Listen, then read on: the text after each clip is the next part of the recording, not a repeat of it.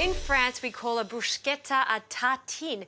I love the name tartine, but it's exactly the same thing. It's a piece of bread that's been grilled, topped with all different types of flavourings. Now, this one is a little bit alternative, but it's a fantastic starter when you're having a gathering. Now, I'm going to use some traditional Indian naan here. Now, naan you would usually use as a side bread for curries, but I'm going to use this as my bread option for this tartine. Now, I'm heating up a grill here, so I'll put them on the last minute because these only take a minute on each side, and we can get on with the flavouring. I'm going to do a 2-pea tartine. 2 varieties of peas here.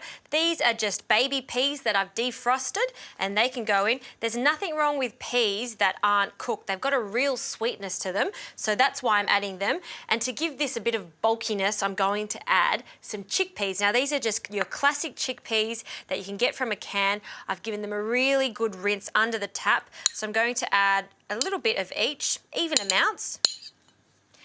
And now I'm going to pound these 2 peas together to crush them and to get the colours well mixed. You can see already how cool this tartine is going to look. And you don't want it to be a complete puree. You want a combination of smoothness from the chickpeas and then crushed peas. Also, I'm leaving some of them whole, so we've got a variety of textures in here.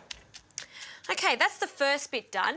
If you're lucky enough to have a second mortar and pestle, which I do, I'm going to start adding different flavours into this one so we can mix it together.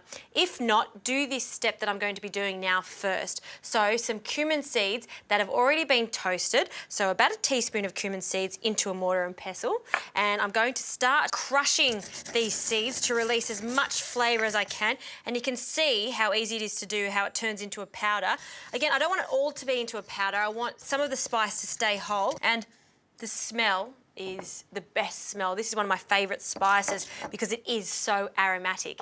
Now I'm just going to add 2 small cloves of garlic. These are quite small. At home, if you've got large cloves, just use 1, and that can now go in there, and I'll gently start to bruise that.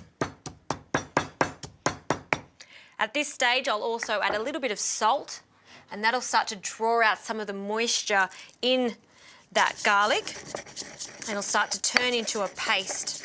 Now I'm going to add some chilli. Now you can use dried chilli for this or fresh chilli, and I'm just going to add a little bit of chilli so it's not overpowering.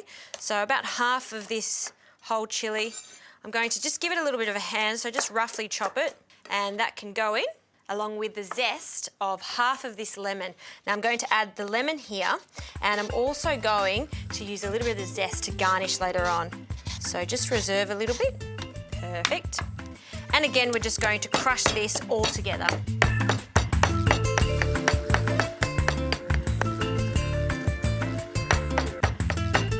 Now, this looks like quite a small amount of paste, but it's a really concentrated paste, so it is going to flavour these very neutral peas. Now I'm going to get my naan bread onto a grill. Now, this is a hot grill, and I'm going to cook it for 1 minute on each side. It's always a good idea to heat up the naan so it gets really nice and toasted and soft in the centre. Now, this gives me enough time to start emulsifying this delicious paste. So just with a little bit of olive oil, I'm going to drizzle it in and just get it a little bit looser.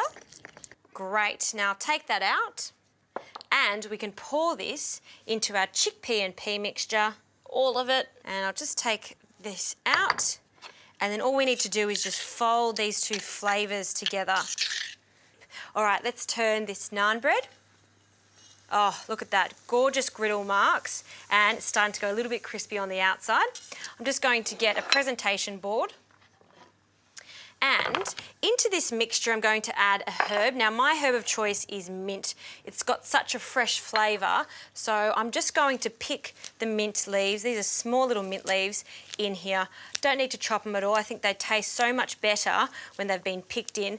And we've gone to the effort to really pound everything in a mortar and pestle as opposed to using a food processor, so we do really get all the different textures in here. Okay, one last stir. Gorgeous. Now I'm going to take my naan off the grill, and just to be a little bit different, I'm going to cut this naan bread on an angle. I'm going to place it onto the board, and then I'm going to just top it with this seriously delicious tasting topping here. And if you consider all of the ingredients that we've added to this mortar and pestle, most of it is going to already be in your pantry or in your freezer. If you're really wanting a light dinner, this is sensational. Now, a little bit of cheese. This is just to really show off. I've got some salted hard ricotta here. You could also use some Parmesan, and just a light grating on the top there. A little bit over this side. And then a little bit old school, but I do love them, some alfalfa sprouts on the top there for an extra bit of garnish. I may add just a little bit more olive oil just to drizzle on the top. And you know, yes, you can do this with tomatoes, that classic bruschetta with tomatoes and basil, or you can get really creative and spice things up here. Here we've used a base of naan and a really interesting mix. You can see how exciting food can be with very basic ingredients.